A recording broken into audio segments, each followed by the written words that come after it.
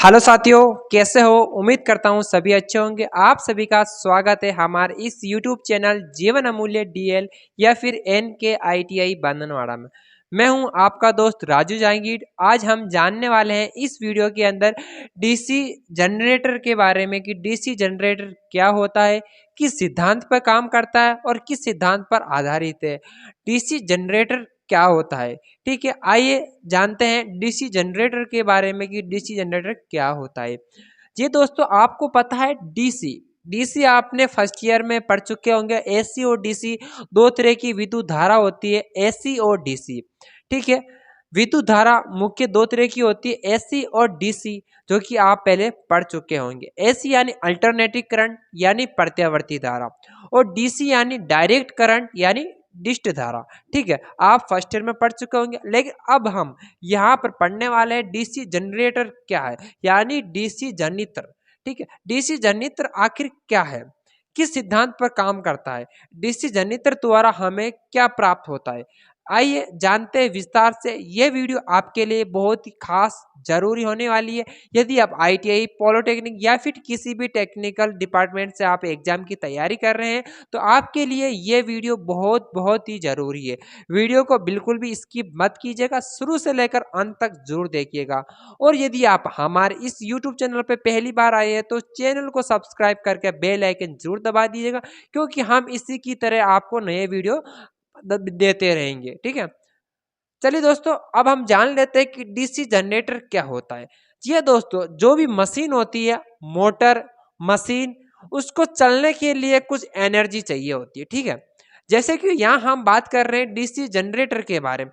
आखिर DC generator क्या होता है? डीसी, मेरे प्यारे साथियों, जैसे कि आपको पता है कि जो हमारे डीसी जनरेटर होता है वो क्या करता है कि हम क्या करते हैं, उसमें यांत्रिक ऊर्जा देते हैं। क्या देते हैं मेरे प्यारे साथियों? यांत्रिक ऊर्जा देते हैं। और ये मशीन यानी ये जो युक्ति होती है यांत्रिक ऊर्जा को क्या करती है, हमारी वैद्युतिक ऊर्जा यानी विद्युत ऊर्जा में ये क्या करती है कि बदलती है। ठीक है, यानी कहने का मतलब ये होता है कि जो मशीन या फिर जो युक्ति या जो डिवाइस यांत्रिक ऊर्जा लेता, क्या लेता है मेरे प्यारे साथियों?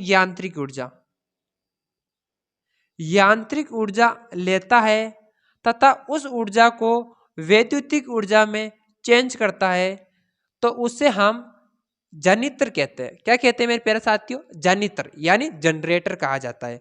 ठीक है, कहने का मतलब यह है मेरे प्यारे साथियों, जैसा कि जो भी मशीन या युक्ति होती है उसे हम मैकेनिकल एनर्जी देते हैं, और वे मशीन यानी वे मोटर या फिर वो डिवाइस जो वैद्युतिक एनर्जी हमें प्रदान करता है उसे हम जनित्र यानी जनरेटर कहते हैं। ठीक है, अब हम जानते हैं कि जनरेटर आखिर कितने तरह के होते हैं। जनरेटर कितने तरह के होते हैं, तो मेरे प्यारे साथियों अब हम जानते हैं कि जनरेटर कितने तरह के होते हैं। क्या जानेंगे? जनरेटर यानी जनरेटर होता है वो हमारे कितने तरह के होते हैं। ठीक है, जनरेटर मुख्य कितने तरह के होते हैं ये हम जानने वाले हैं। जनरेटर तो आपने देख लिया होगा, जो जनरेटर यानी जो मशीन या फिर जो युक्ति या डिवाइस मैकेनिकल एनर्जी को इलेक्ट्रिसिटी एनर्जी में यदि कन्वर्ट करती है वो हमारा जनरेटर कहलाता है। लेकिन जनरेटर भी मुख्य दो तरह के होते, एक होता हमारे पास एसी जनरेटर और एक होता है हमारे पास डीसी जनरेटर। ठीक है, अब बात करते हैं एसी जनरेटर क्या होता है और डीसी जनरेटर क्या होता है। जी हाँ दोस्तों, जैसा कि आपको पता है एसी और डीसी दो तरह की हमारी विद्युत धारा होती है। उसी तरह से जो जनित्र या जनरेटर, जो हमारे पास जनरेटर होता है वो भी मुख्य दो तरह के होते हैं। ठीक है, जिसमें से पहला होता है एसी और दूसरा हमने माना है यहाँ पर डीसी। दो तरह के जनरेटर होते हैं। जिस जनित्र द्वारा हमें एसी धारा की प्राप्ति होती है या फिर आउटपुट में हमें एसी धारा प्राप्त होती है उसे हम एसी जनरेटर कहेंगे। ठीक है, समझ में आ गया होगा। अब जानते हैं कि डीसी क्या होती है। सेम वही, जिस मशीन या जिस युक्ति या जिस डिवाइस के माध्यम से हमें, जिस जनरेटर के माध्यम से हमें डीसी की प्राप्ति होती है, डीसी विद्युत धारा हमें मिलती है या प्राप्त होती है, वो हमारा डीसी जनित्र कहलाता है। ठीक, ये समझ में आ चुका एसी जनित्र और डीसी जनित्र आखिर क्या होता है। अब जानते हैं मेरे प्यारे साथियों, डीसी जनित्र किस सिद्धांत पर आधारित है? डीसी जनरेटर किस सिद्धांत पर कार्य करता है? डीसी जनरेटर से हम आउटपुट के लिए क्या लगाते हैं? तो मेरे प्यारे साथियों, जैसा कि आप देख रहे हैं डीसी जनरेटर का सिद्धांत, ठीक है, डीसी जनरेटर किस सिद्धांत पर काम करता है? डीसी जनरेटर यानी जनरेटर का सिद्धांत,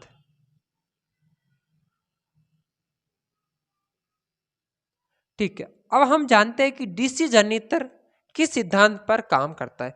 मेरे प्यारे साथियों, एक छोटी सी कहानी के माध्यम से मैं आपको बताने की कोशिश कर रहा हूं।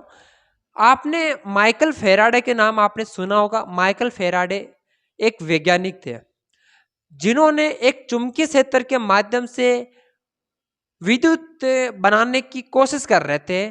उन्होंने अपने बहुत सारे प्रयास करने के बाद भी उनको इलेक्ट्रिसिटी की प्राप्ति नहीं हुई, यानी उन्हें करंट की प्राप्ति नहीं हुई। उन्होंने बहुत कोशिश की, बहुत प्रयास किए, उन्हें वैद्युतिक करंट धारा की प्राप्ति नहीं हुई थी। उस वक्त जब वे प्रयास करने के बाद में वो हताश हो चुके थे, उस वक्त जब वो जो सिस्टम उन्होंने बनाया था, वैद्युतिक चुम्बक का जो सिस्टम बनाया था, उस सिस्टम को उस गुस्से में फेंक रहे थे। क्या कर रहे थे? उस समय उस सिस्टम को फेंक रहे थे। फेंकने के कारण उसमें जो चालक था, चालक में गति होने के कारण उसमें विद्युत वाहक बल उत्पन्न हो गया था। इसी चीज को वो नोटिस करते हुए एक उन्होंने नियम बनाया है, यानी एक सिद्धांत उन्होंने बनाया, जिसे हम कहेंगे फैराडे के विद्युत चुंबकीय प्रेरणक सिद्धांत। कौन सा सिद्धांत है मेरे प्यारे साथियों? दोबारा से मेरे साथ बोलिएगा, फैराडे के विद्युत चुंबकीय प्रेरणक के सिद्धांत पर। अब हम जानते हैं कि फैराडे के विद्युत चुंबकीय प्रेरणक क्या था। फैराडे के विद्युत चुंबकीय प्रेरण सिद्धांत, ठीक है, फैराडे के विद्युत चुंबकीय प्रेरणक सिद्धांत। अब मेरे प्यारे साथियों, फैराडे कौन था? फैराडे के वैज्ञानिक था जिसने जो नियम दिया था, कौन सा था? विद्युत चुंबकीय प्रेरणक सिद्धांत। आखिर विद्युत चुंबकीय प्रेरणक सिद्धांत क्या होता है, आइए जानते हैं। वीडियो अच्छी लग रही तो वीडियो को लाइक करना है, और चैनल पे पहली बार है तो चैनल को सब्सक्राइब करके बेल आइकन जरूर दबा देना है। तो मेरे प्यारे साथियों, जैसा कि आपको पता चल चुका है कि विद्युत प्राप्ति के लिए हमें फैराडे साहब ने एक नियम दिया था, जो कि विद्युत चुंबकीय प्रेरणक सिद्धांत पर आधारित है। आखिर विद्युत चुंबकीय प्रेरणक सिद्धांत क्या है? किसी भी चालक को किसी चुंबकीय क्षेत्र में इस प्रकार से गतिमान या घुमाया जाता है, किसी चालक को किसी चुंबकीय क्षेत्र में इस प्रकार से घुमाया या गतिमान कराया जाता है, जिससे चुंबकीय बल रेखाओं का छेदन होने से चालक में विद्युत वाहक बल यानी ईएमएफ उत्पन्न होता है। इसी को विद्युत चुंबकीय प्रेरणक सिद्धांत कहा जाता है। मेरे प्यारे साथियों, जैसा कि आपने ये नियम देखा, मैं यहाँ पर आपको बता दूंगा उनके बारे में भी। इसमें कहा गया एक चालक, चालक यानी जिसके ऊपर रिवाइंडिंग हो रखी होती है, यानी आर्मेचर। इसे हम नाम देते हैं मेरे प्यारे साथियों आर्मेचर। क्या कहेंगे? आर्मेचर, ठीक है। क्या कहेंगे मेरे प्यारे साथियों? आर्मेचर, ठीक है। आर्मेचर, यदि हमारे पास ये आर्मेचर है, यहां पर इस पर एक कम्यूटेटर या फिर स्लिप रिंग, दोनों में से एक ऑप्शन यहां पर लगा होगा, कम्यूटेटर या फिर स्लिप रिंग। आखिर कम्यूटेटर और स्लिप रिंग क्या होती है, इसका हम आगे चर्चा करेंगे विस्तार से। पहले आप समझ लीजिएगा, इसके बाद में हमारे यहां पर इसके आगे और पीछे यानी नॉर्थ और साउथ, यहां पर हम चुंबकीय बल यानी चुंबकीय बनाते हैं। चुंबकीय के लिए आप चुम्बक लगा सकते हो, या फिर आप यहां पर वाइंडिंग कर सकते हो, वाइंडिंग कर सकते हो, ठीक है। यदि इस सिद्धांत का मतलब यह था कि किसी चालक, ये क्या था हमारे पास चालक, ये क्या है हमारे पास चुंबकीय क्षेत्र, क्या था चुंबकीय क्षेत्र। किसी चालक को चुंबकीय क्षेत्र में इस प्रकार से घुमाया या गतिमान कराया जाए जिससे कि इस पे फ्लक्स जनरेट हो। क्या हो मेरे प्यारे साथियों? फ्लक्स, यानी चुंबकीय बल रेखाओं का छेदन होने से ईएमएफ यानी फ्लक्स उत्पन्न होता है, जिसके कारण से ये जो चालक होता है, चालक पर क्या होता है? ईएमएफ क्या होता है मेरे प्यारे साथियों? ईएमएफ, ईएमएफ इलेक्ट्रोमोटिव फोर्स उत्पन्न हो जाता है। क्या होता है? इलेक्ट्रोमोटिव फोर्स उत्पन्न हो जाता है, जिसको हम विद्युत वाहक बल कहते हैं। क्या कहते हैं?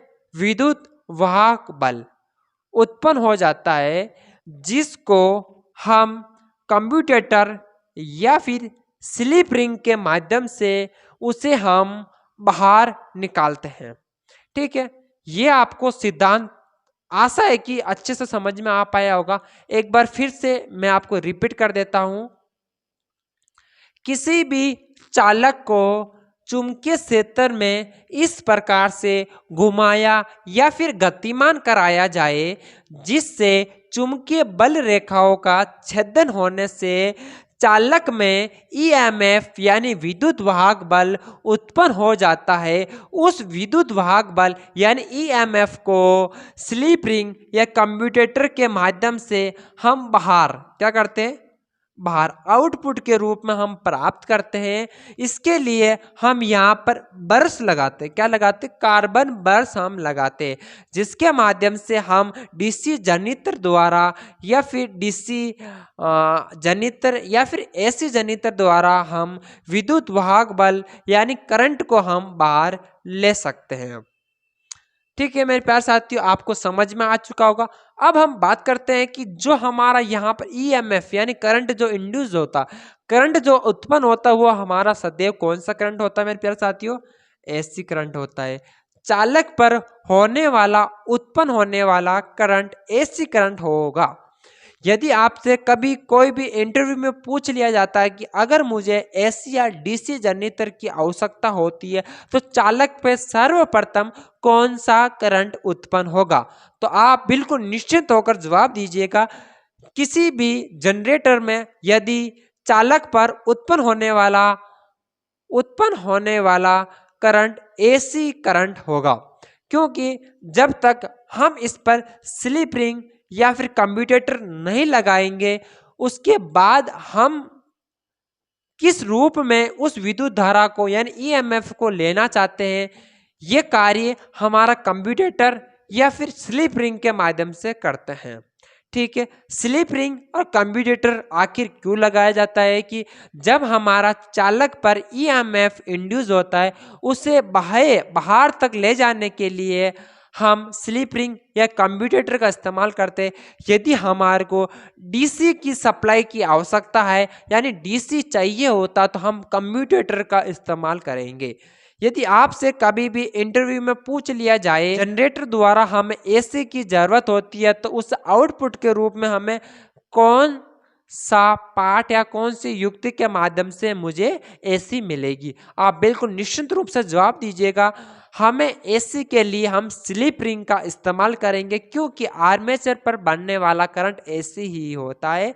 लेकिन एसी को बाह्य प्रतिरोध या बाह्य परिपथ तक पहुंचाने के लिए हम स्लिप रिंग की आवश्यकता होती है और स्लिप रिंग के माध्यम से हम कार्बन ब्रश को स्पर्श करते हुए बाह्य प्रतिरोध और बाह्य परिपथ तक हम विद्युत धारा को ले जा सकते हैं। ठीक है, यदि कोई पूछ लेता है कि अगर मुझे डीसी की जरूरत हो तो आप क्या करोगे? मेरे प्यारे साथियों, जैसा ही एसी में आप कर रहे थे स्लिप रिंग, उस स्थान पर आपको कम्यूटेटर का इस्तेमाल करना है। कम्यूटेटर में भी आपको 2 कार्बन ब्रश लगाना है और वो ही कार्बन ब्रश आपको बाह्य प्रतिरोध तक डीसी की सप्लाई आपको दे देगा। तो मेरे प्यारे साथियों, आपको शायद ये वीडियो अच्छी लगी होगी। हमने इस वीडियो के अंदर बात की है जनरेटर क्या होता है, जनरेटर किस सिद्धांत पर काम करता है, जनरेटर कितने तरह के होते हैं, एसी वह डीसी जनरेटर के बारे में हमने कहा है और बताया है आपको। एसी कब मिलती है और डीसी कब मिलती है। एसी मिलने वाले जनरेटर को हम अल्टरनेटर कहते हैं और डीसी प्राप्त होती है जिस जनरेटर को हम डीसी जनरेटर कहते हैं।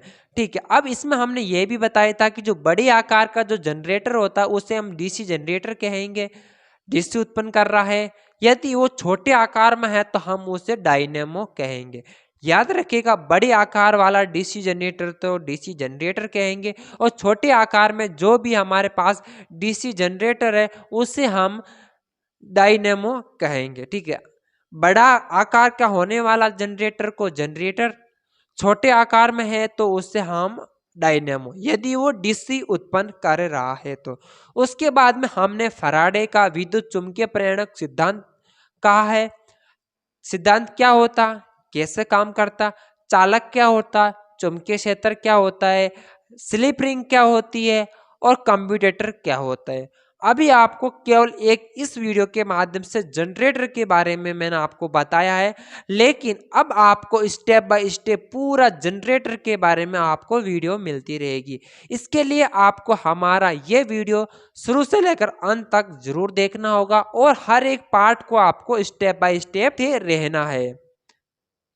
अब हम अगले वीडियो में आपके साथ जुड़ेंगे, उसमें हम जनरेटर के भाग के बारे में, आउटपुट प्राप्त करने की विधियां के बारे में, जनरेटर के प्रकार के बारे में, बहुत सारी ऐसे टॉपिक्स है जिसके साथ हम आपसे बातचीत करने वाले हैं और आपको वीडियो के माध्यम से पूरी जानकारी बताने वाले हैं।